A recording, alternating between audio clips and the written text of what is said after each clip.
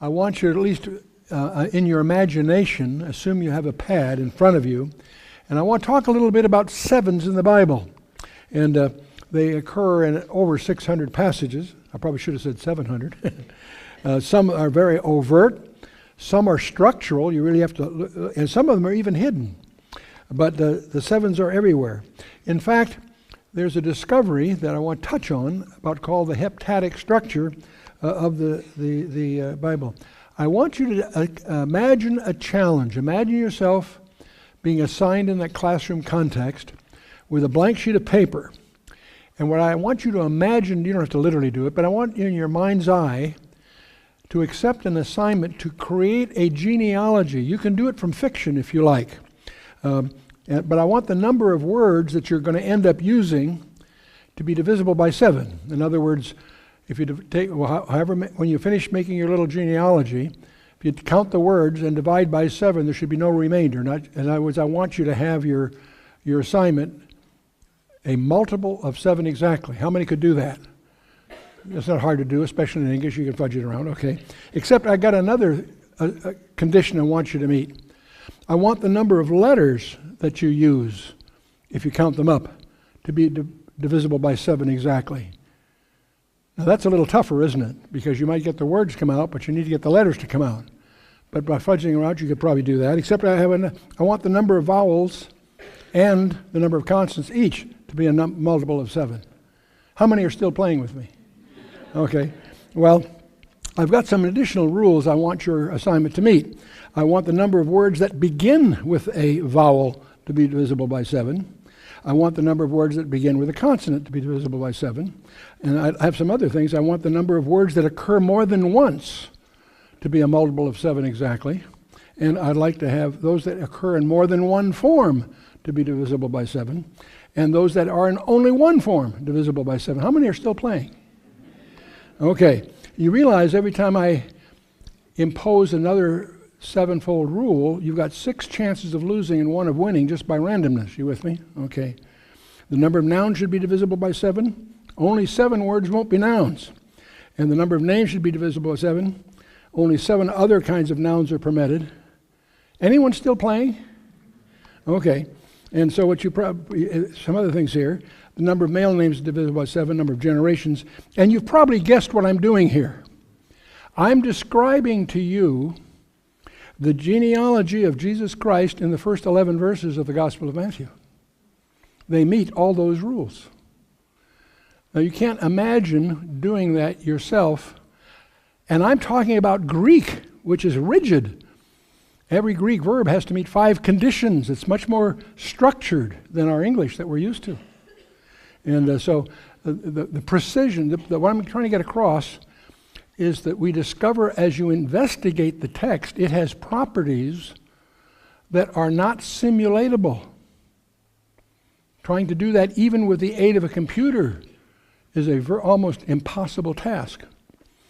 See, Greek also is one of the 2 languages. There's 2 languages that have a numerical value for every letter in their alphabet. Hebrew and Greek have that peculiar characteristic.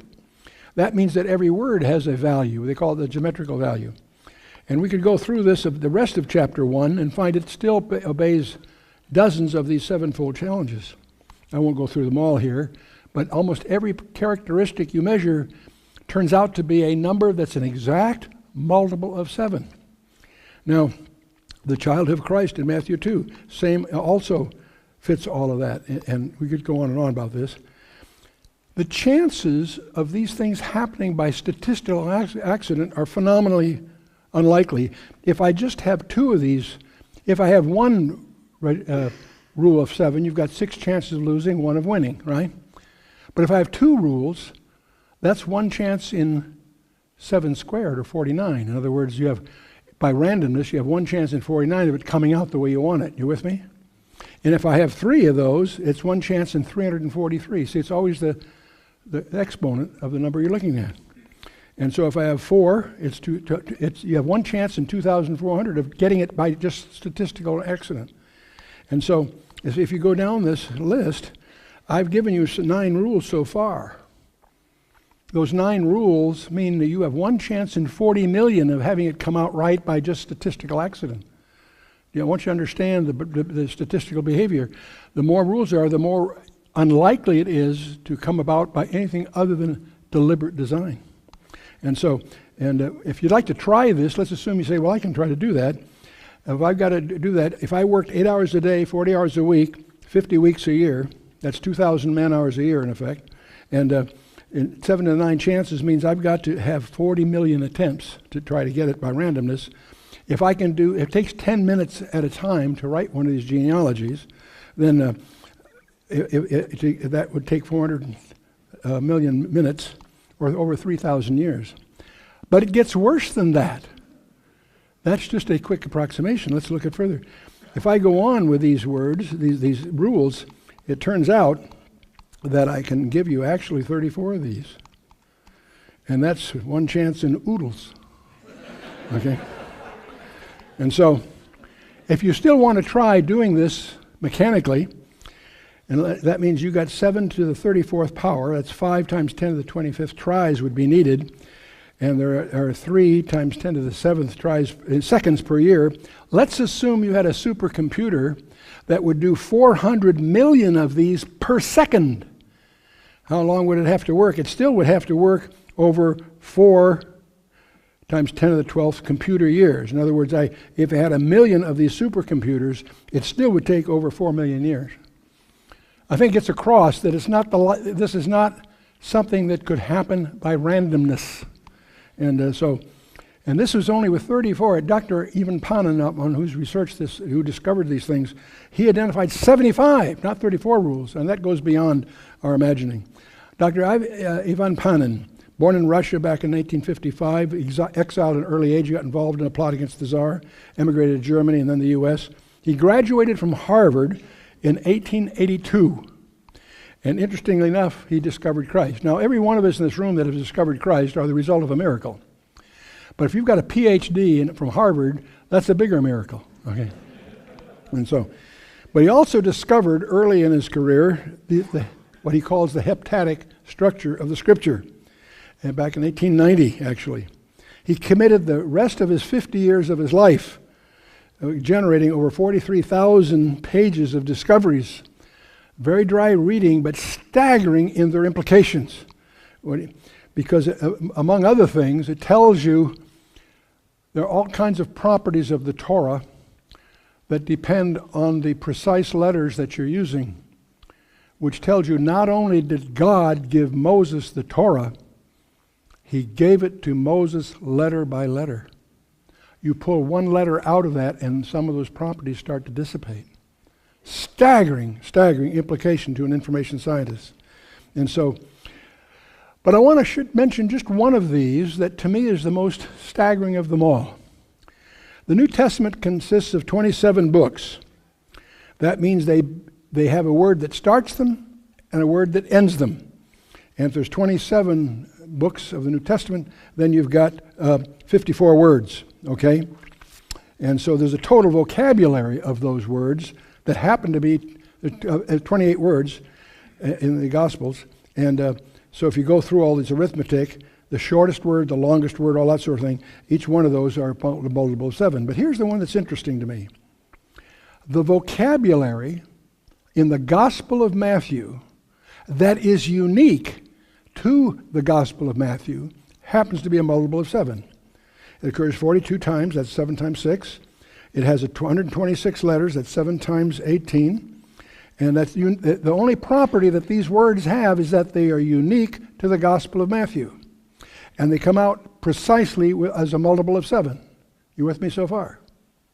My question is, gee, that's interesting.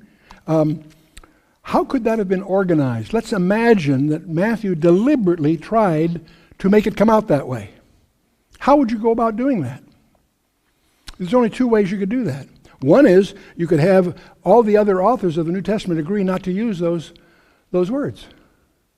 How many think that happened? I don't think so.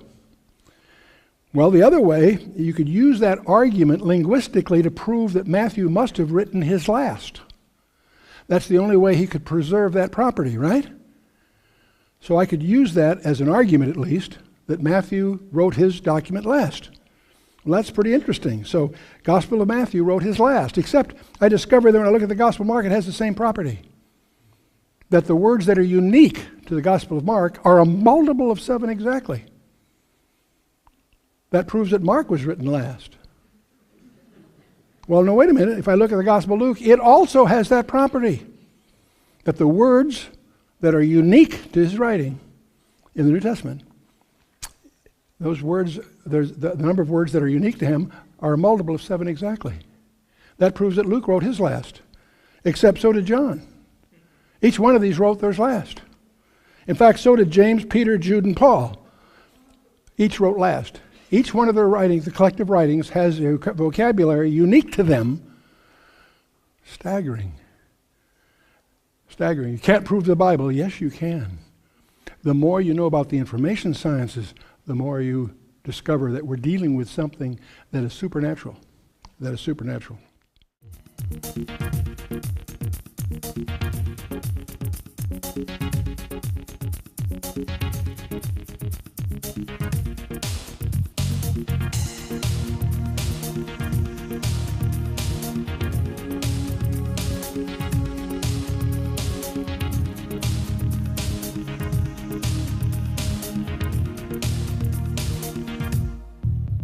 Structure of the Bible.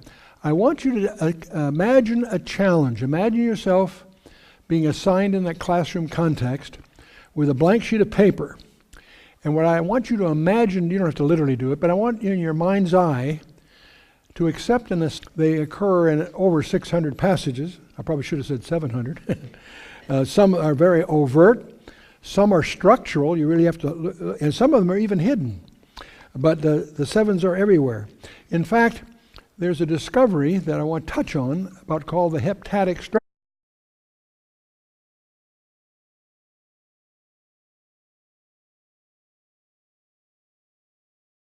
I want you to at least in your imagination, assume you have a pad in front of you, and I want to talk a little bit about 7s in the Bible.